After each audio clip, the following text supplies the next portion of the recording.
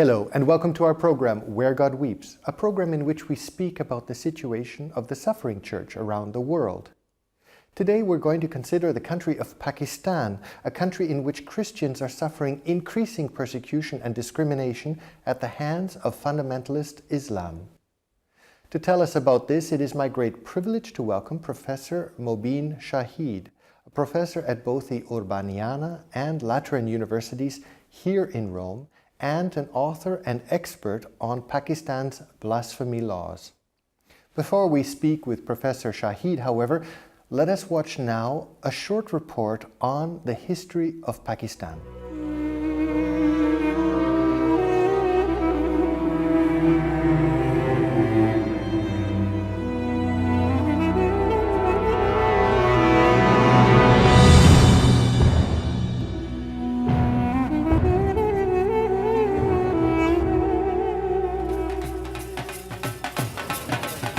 Pakistan, the third biggest Islamic state in the world. A nuclear power in a continually smouldering dispute with India and Afghanistan. A key player on the international arena in the battle between moderate Islam and radical fundamentalism. What direction will it take?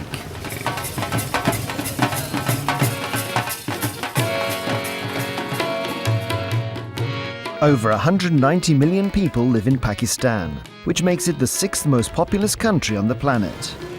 It is also a very young society. The average age and life expectancy are respectively 22 and 66 years, with a high population growth rate. 45% of the population is illiterate. The people make up a very diverse ethnic mosaic, from Punjabis who hold the majority of administrative posts, through inhabitants of the largely agricultural Sindh province, governed by wealthy landowners, to Baluch and Pathans from the less accessible mountainous areas of the northwest, clans who live according to their own tribal laws.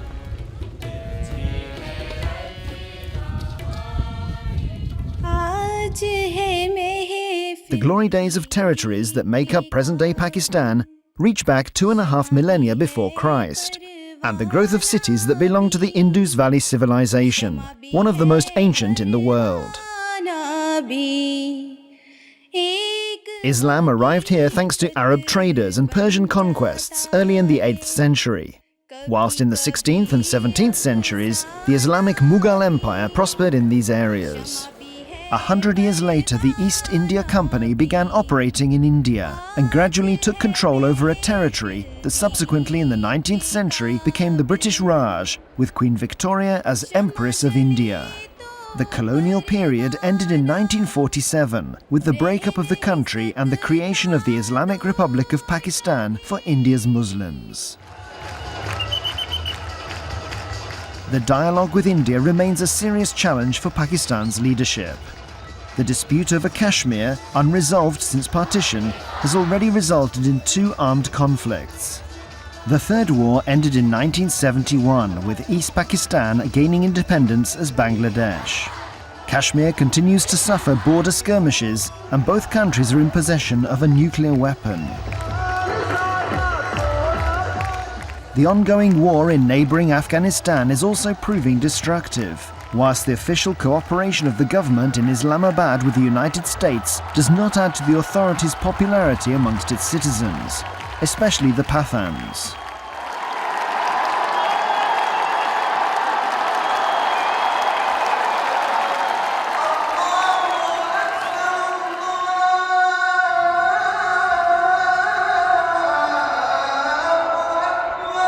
"95% of Pakistanis are Muslim, of which 75% are Sunni and 20% Shia.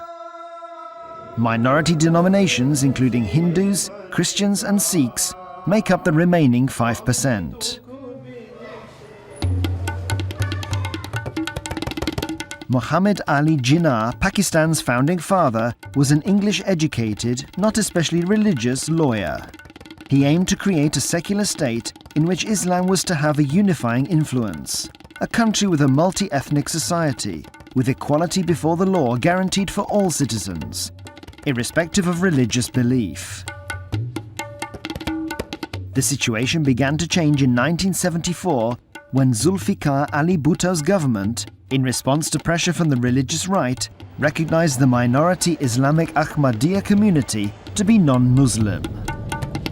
Any signs of tolerance were finally buried in the 1980s by General Zia-ul-Haq's government, who formed an alliance with radical imams and conservatives in the military and subsequently introduced elements of Islamic Sharia law. In spite of its 65-year history, Pakistan continues to look for direction. The country has already survived several government and military coups, as well as the assassinations of high-level politicians. The showdown between those in favor of a secular government, preferred by the educated modern elite and elements in the armed forces, and fundamentalist Muslims wanting to create a religious state based on Sharia law, continues unabated.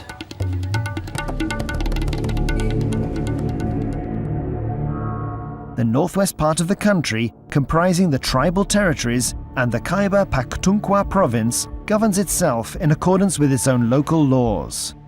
As a consequence, an unremitting civil war continues to be fought between government forces and the Pakistani Taliban, who support the Afghan Jihad and Al-Qaeda. The dispute over Islam's role in the political process deepens as a consequence of the Afghan war and becomes ever more radical. Terrorist bomb attacks, bloody riots, and targeted killings are the order of the day. Crimes involving financial corruption and the drug trade proliferate. Those who suffer most are poor Pakistanis and religious minorities: Shiite, Sikh, Hindu, and Christian. From the beginning, we have been a very small minority, about 2%. And now the certain factors like the increasing of Islamic extremism and intolerance, we find ourselves in a very difficult situation. There have been attacks on churches, many cases of blasphemy, as a result of which there's been a lot of violence against Christians.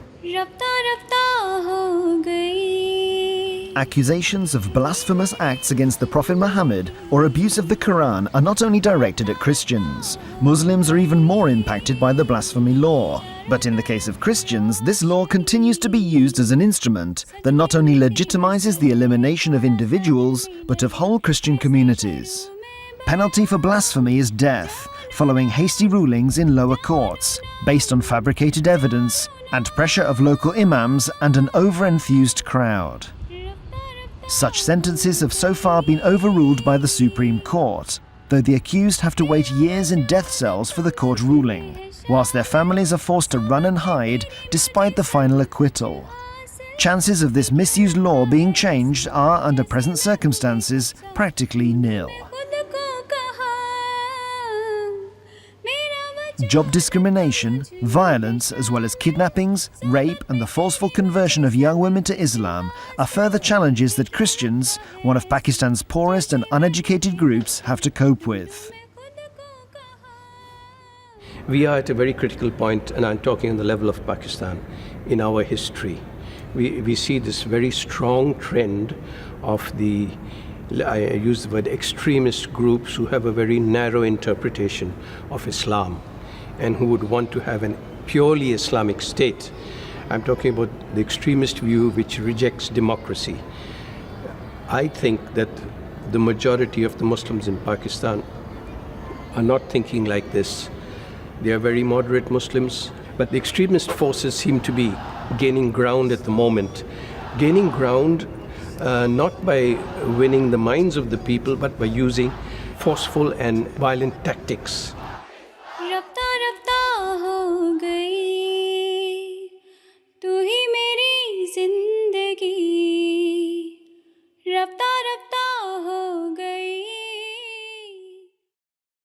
Welcome back, ladies and gentlemen, to our program Where God Weeps, and it's my privilege to be speaking here with Professor Mobeen Shahid, a professor at the Urbaniana and Lateran universities here in Rome, and an expert on the blasphemy laws in Pakistan.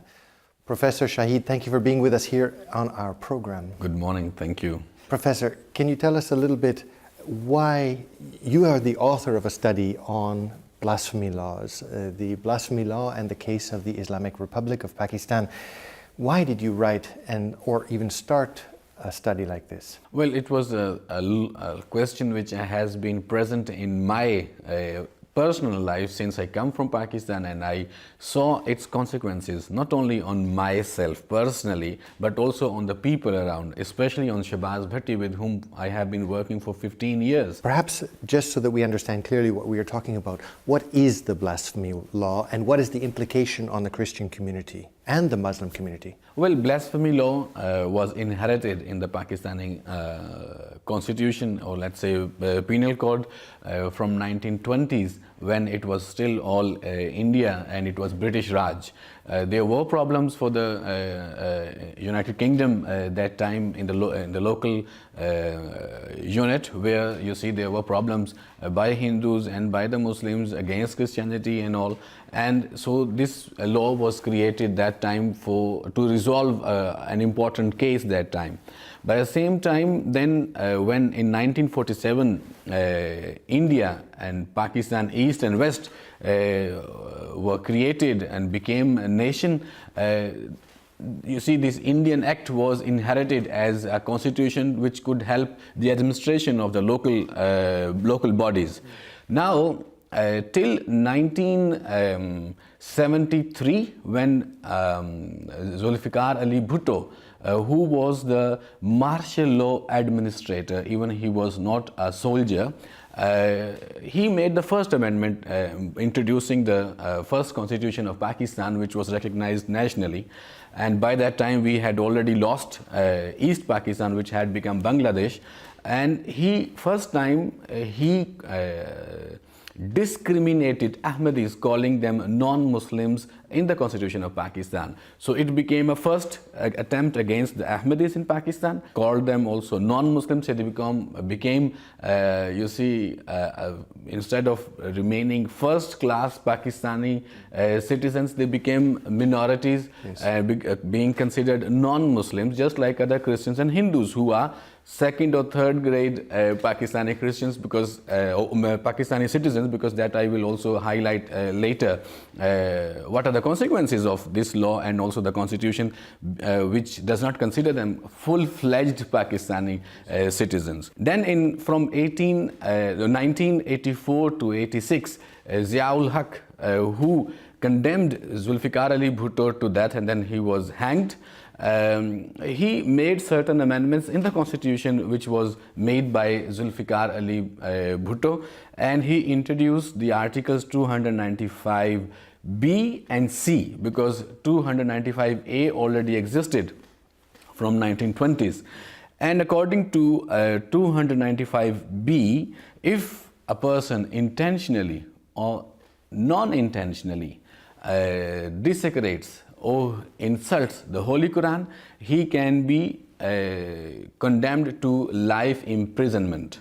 Whereas 295C, you see, explicits that if someone intentionally or non-intentionally insults the Holy Prophet, he can be imprisoned for lifetime or even condemned to death. In 1990s, during Benazir's government, there have been pressures, and in Nawaz Sharif's second mandate, the life imprisonment was taken off, and only death penalty is present there.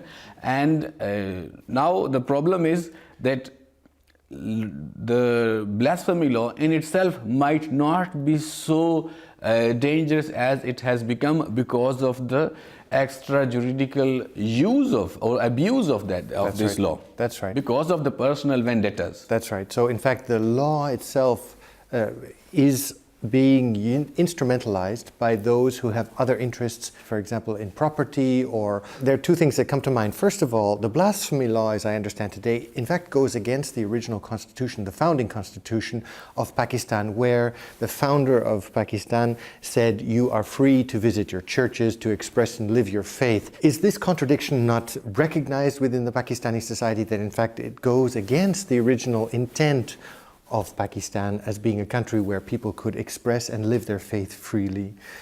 And secondly, that the second problem is that in fact more Muslims are in prison as a consequence of the Pakistan law, of this blasphemy law, than Christians.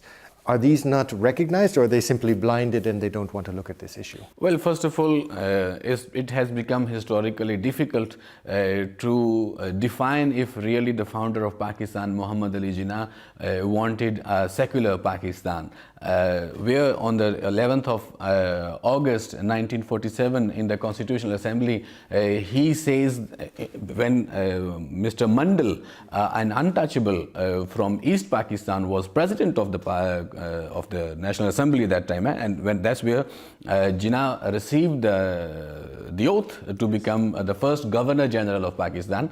And then in his opening ceremony address, he said that you are free to go to your temples and religion has nothing to do with the matters of the state. That's it. Now, in that sense, it seems that he had a secular way of doing it, but 1 month later, then he was encouraging other religious groups, and when he was meeting other staff members of the National Institute for Bureaucracy, you see, he encouraged also Islamization in different institutional forms. So, it's difficult. It wasn't clear. It was not so much clear, okay.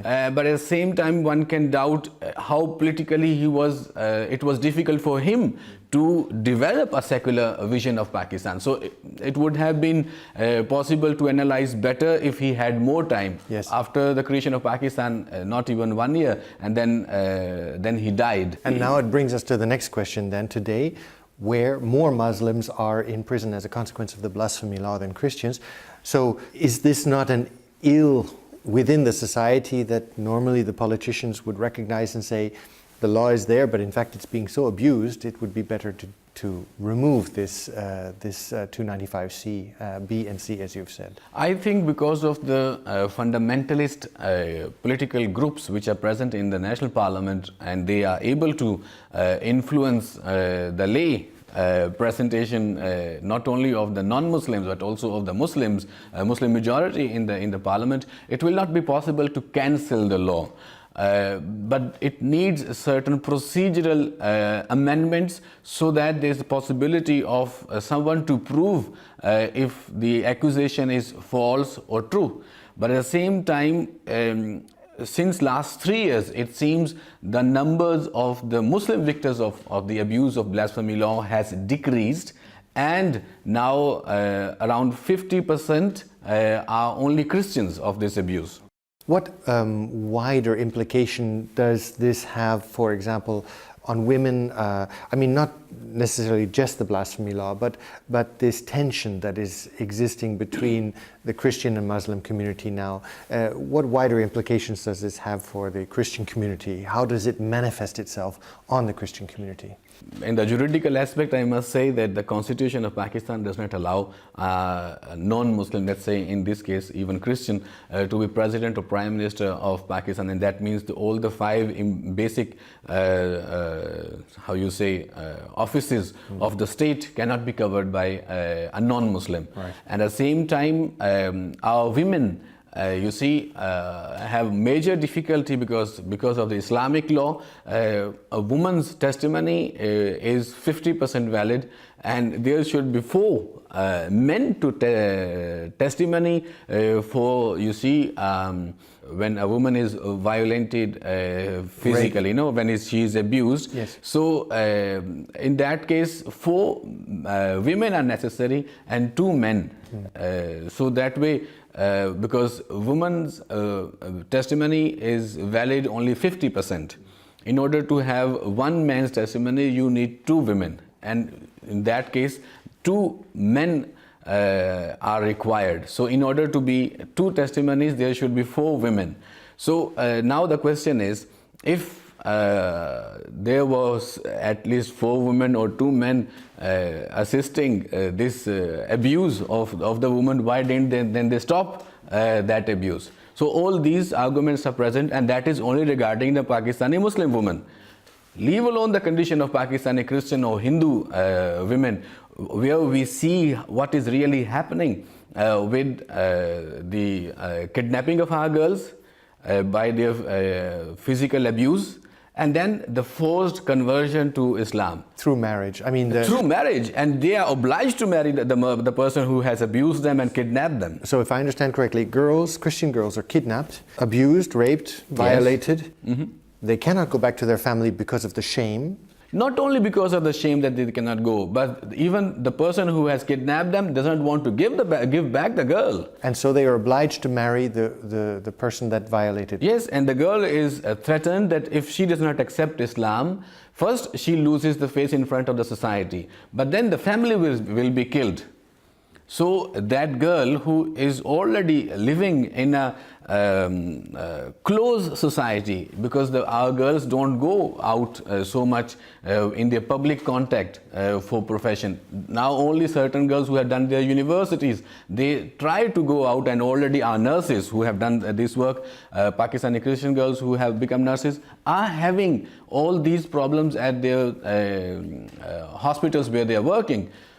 By fortune, we have quite a good quantity of Catholic schools, and our teachers, girl teachers, they don't have so much. But those girls who are going out to other schools are facing the same problem. Now, we've talked a little bit about some of the, let's say, the impulses behind, for example, when you see a speaker, an imam in a mosque, and he encourages the mob movement to go and punish, is actually out of ignorance. As you said, they don't check, they just, out of their emotional reaction, they go. But who are those then that are in fact thinking? What are the small groups, these extremist groups within the Pakistani society? Who are they, and what is their long-term intent in propagating, for example, blasphemy law and encouraging these kinds of activities to be going on in Pakistani society? Well, these fundamentalist groups, you see, who are trying to hijack Pakistani democracy, are present there before even Pakistan was created, because they didn't want a small part of India to be free, but they wanted to go back to the original concept which was there for at least for 3 centuries when Mughals governed the subcontinent. So they didn't want that small territory, even if it was East Pakistan and West Pakistan, to govern. This is just like the Jamaat-e-Islami, Professor Maududi, who was originally a theologian, who wanted to go back to that condition where Islam was governing the whole continent, or whole subcontinent, all Indian empire, let's say. So they were present already there. They didn't even want Jinnah to create this small small territory, and they even called him because publicly he was called Qaid-e-Azam, that the great leader. So Maududi and other fundamentalist theologians called him Kafir-e-Azam, and that means the great pagan. Because he was drinking alcohol, and he was, you see, having a free lifestyle, just like a Western who studied in England. So for them he was a traitor in many regards, or at least the fact that... Not really a traitor, but he was not a Muslim. Yes. So that way, but first of all, not only because of his habits, but he was an Ismaili. That's what we are forgetting, because Muhammad Ali Jinnah is not a Sunni. He is an Ismaili Muslim who belongs to a Shia fraction inside Islam. So even since the beginning of Pakistan's history, there was this tendency, if you will. Yes. And today?